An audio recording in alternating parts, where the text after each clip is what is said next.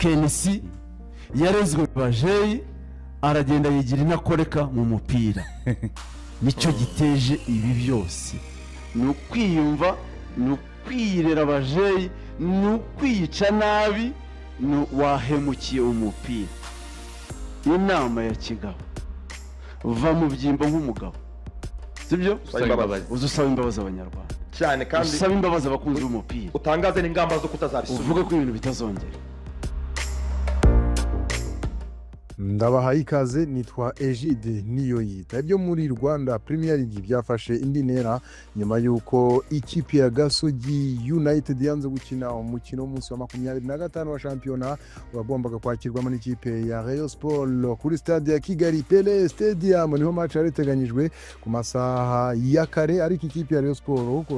bifatanyijemo na Al Hilal mu buryo bwo kwishakira amafaranga. Ikipe ya Rayon Sport ihindura amasaha ndetse uhindura n'ikibuga. Ibintu bitakirwe neza na Gasogi, yumvikana n'ubuyobozi bwe buyobowe na Nkuriza Kakoza Sharire bakaza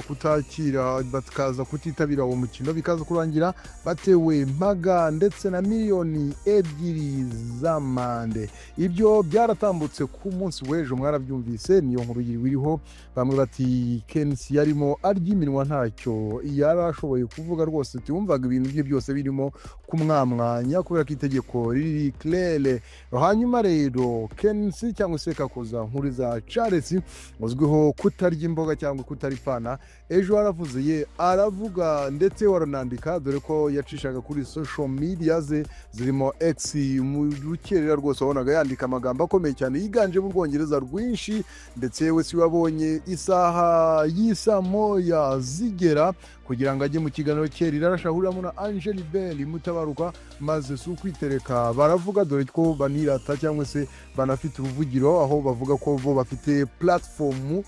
bavugira ibyabo. Ubwo rero baravuze, bagira ibyo basobanura, abandi bati ntibyumvikanye. Ejo ku isaha y'isane ibiganiro by'imikino biba bitangiye hafi ya yose, ndavuga ama radio stations akomeye hano mu Rwanda. Amashow yabo y'imikino ari ama talk show atangira saa 4, yaba BNB FM Kigali, yaba Radio Rwanda, radio birumvikana y'igihugu, yaba S.K.FM, yaba Fine FM, yaba n'izindi radio ziba ziri mu mbuga z'imikino cyangwa se makuru ya siporo. Ejo rero abantu bari biteze kumva overview y'abandi banyamakuru bikomerezwa bakora kuri ibyo bitangazamakuru icyo bavugaho. Ntabwo ndibuza gusobanura buri kimwe umunyamakuru yavuze, ahubwo ndaza gutoramo umunyamakuru w'umusimiya. Iyo hari saga abantu bose baba barekereje bavuga ati none agira bivuge ku iki, ni ikihe gitekerezo watanze, yatohoje iki, operation ni iyihe. Turaza kugaruka rero ku munyamakuru ubimazemo igihe w'umustar ukundwa n'abantu benshi, birumvikana ukundwa n'abagira n'abanzi, akagira n'abanzi, nta wundi rero ni umunyamakuru mwamenye w'intiti, S.Karenzi, mu banyamakuru kabisa b'intasi cyane, ndetse bakamenya no gutohoza amakuru hano mu Rwanda ya siporo, hanyuma akamenya no kuyatangaza kandi mu buryo bwiza buri discipline. Ikintu cya mbere ngewe Karenzi nzi nemeranye n'umutima wanjye wose, iyo arimo ate kubita operation cyangwa se amena umuceri nk'uko muri systeme za kinyamupira hano mu Rwanda tubivuga, ntabwo yihuta, ntarashinga ngo barayincura, ngo barayintwara. Iyo operation, iyo breaking, umuhereza mikro, ukamuhereza kanya, ukamuhereza igihe, ntumurashingishe cyangwa se ntumwirukanse, agakubwira ABCD up to Z. Uwo rero ni S.Karenzi, mugenzi we Ishimwe Rikali, bakorana mu kiganiro urukiko rw'ikirenga n'urw'ubujurire. Rumwe muri ibyo niwe ukunda kuvuga ati n'urw'ikirenga, ati yewe ndakwakiriye senior S.Karenzi, niko akunda kumwintroduza. Senior S.Karenzi rero ejo adaciye ku ruhande nk'uko asanzwe abigenza, yahuranya Kensi, aragira ati Kensi yigeze akamana mu mupira w'amaguru, ndimo ndamukotinga, yarezwe Bajeyi. Ese wo dukurikiye hano kuri channel yacu, Kensi Kakoza Nkuriza Sharire koko yarezwe Bajeyi? Kensi bantu bavuga ko ari ifimwe yoga mu nyanja ubumwe kuko ari we ufite ekipe ifite ubuzima gatozi bishingiye kuri we ndetse n'ikipe ya gorira ariko gorira ya Haji Yusufu mudaheranwa wakaba ari umuntu n'ubundi nkunda amahoro wibera muri Rwanda Premier League utavuga mengi wihoreye muri Rayon Sport muri za dumburi za Rayon w'amagambo yashize vuga ariko Kensi ikipe rimwe ati ndayikuye muri champion mu kandi kanya ati nayigaruye ati eseye bitihise ati abayobora umupira n'aba mafia bawuyoboye bu mafia mu kandi kanya ati oya mu kandi kanya ati Gasogi niwe kipe yibwa mu Rwanda uwo Kensi S.Karenzi yamwahuranyije aravuga ati wigize akamana wigize Intakoreka bakureze Bajeyi ashaka kumvikanisha ko nta bihano bijya bimushyikira ngo abanze bamucisha akanyafu ariko nta mugayango nta n'umugayo bamuyobora cyangwa se abafite inshingano cyangwa se abakuriye Rwanda Premier League Jire Karangwa amurusha amafaranga nta kipe amurusha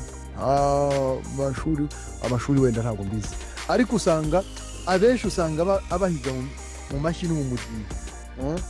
ubujyanja ubunararibonye siporo byose amakwaca byo rero bigatuma Kensi hano mu Rwanda ngo yigira akamana mu maso ya S.Karenzi no mu busesenguzi bwe niko ejo babivuze ariko nanone hakaba hari abantu benshi umubare w'abantu benshi bavuga ko Kensi kakoza nkuriza Charire akoresha n'ubundi icyo nakwita intimidation mu kuvugana n'itangazamakuru abashaka kubatera ubwoba abashaka kubahabya kubahamura yewe murivuga ko yigeze no kuvuga ati twebwe ati ibintu twishoyemo ati bituma dusuzugura n'abatakadusuzuguye ubwo ushaka kuvuga ko abanyamakuru rimwe na rimwe bamwurira ariko umuntu akongera akibaza ati ese iyo ushaka kwigwizaho icyubahiro no kukitamiriza niba ari kureka ugacuka ibintu bya siporo hanyuma ukigira mu bintu biguhesha icyubahiro usibye ko siporo atari ahantu ho kwamburirwa icyubahiro ahubwo abanyarwanda twagiye kure tuvuga ko icyo umuntu abibye ari cyo asarura ese iyi ntambara ya kakoza nkuriza Charles ndetse na S.Karenzi iraza kuba irangira ite ubwo natwe reka tubitega amaso ariko igihari cyo nuko ikipe ya Gasogi yamaze kuba yandika ibibaza Ferwafiti none na Rwanda Premier League birumvikana ati none iyo baruwa muvuga ko mwaduhaye iri hehe ko twebwe nta makopi dushaka tutari ku rwego rwo guhabwa kopi tugomba guhabwa ibaruwa kandi gahabwa ikipe cyangwa itahabwa ikipe gahabwa nyiri ikipe yo kakoza nkuriza Charire binyuze mu ijwi ry'umunyamakuru wawe ndetse akaba na team manager wayo Fisi Fidèle Kabera ubwo nuko gahunda zimeze no gutegereza tukareba icyo amategeko abivugaho gusa hano mu Rwanda ibyuho by'amategeko cyane muri mu gisata cya siporo cyo ubona ko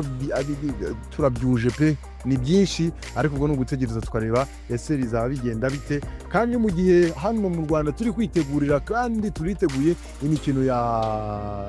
FIFA Series igomba kubikirwa n'amakipe y'ibihugu kabisa amwe birumvikana y'abamateri y'abari ku mwanya wa kure cyane kuri hando kw'isi harimo u Rwanda harimo Tanzania harimo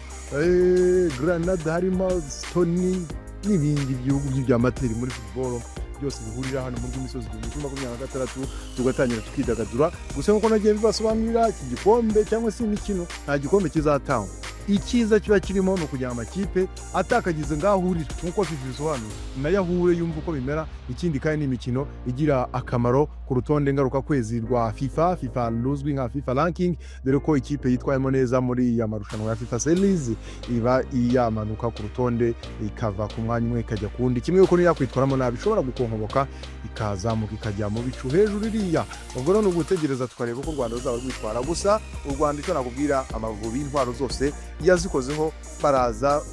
yaba bashyashya tutazi tugomba kumenyera mu ikipe nationale Amavubi nabo tuzatubabona wibuke ko 2027 hari igikombe cya Africa Afcon igomba kubera mu bihugu bituranye hano muri Afrika y'Iburasirazuba ubwo ni ugutegereza tukareba abakinnyi baruka babaye beza bakaduhereza umusaruro ibintu mu mutekano reka mbereke rero reka jewe namwe duhuze mu biganiro by'ubutaha ndabashimiye cyane nitwa Egide niyo yita ubwo tuzagenda tubakubita update yose ahubwo mujye muri comment section mumbwire ese murabona ibyo S.Karenzi umutarifana yavuze kuri kakuza nkuriza Charles aribyo Yarezwe Bajeyi akwiye gucishwaho ikinyafurika rimwe na rimwe kumva ko umupira w'u Rwanda atari uwe, atari akamana muri uyu mupira, atagomba gutegeka ibyo abantu bakora, cyane ko nawe ari munsi y'amategeko. Abanyarwanda bo twaravuze ngo ntawe ujya hejuru y'amategeko. Ese S.Karenzi yarengereye? Ibitekerezo byanyu hano muri comment section ndabishaka kugira ngo turebere hamwe uko gahunda zose zimeze. Ubwo mugumye mudukunde, mudukurikire, hanyuma icyo yindi nababwira, ubu ngubu nko ku mugabane w'Uburayi ibihugu byose cyangwa se mu bihugu byose nta mashampiyona bagiye kwitabira ni ubutumire bw'amakipe y'ibihugu byabo birumvikana, aho nk'Abongereza bahamagaye, hanyuma Alexander Arnold arasigara ntiyagenda kubera ko muri iyi minsi umukobwa baterekanaga mbere Heyla akaba yaraje kugaragara yibereye kumwe na Thomas Tuchel, bishimanye bavuga ati none ibintu bimeze gute? Bikaba bimeze nka ya nkuru ya kera tujya twumva muri muzike no mu batubanjije ya Kaberuka wivuganye Marita. Ndabashimiye cyane, Ejide niyo yita, ninjye mwari kumwe, mugomye mubane natwe, gahunda zo zirakomeza. Subscription, comment, like na share, gahunda zirushaho kugera ziba umutekano. Ciao ciao.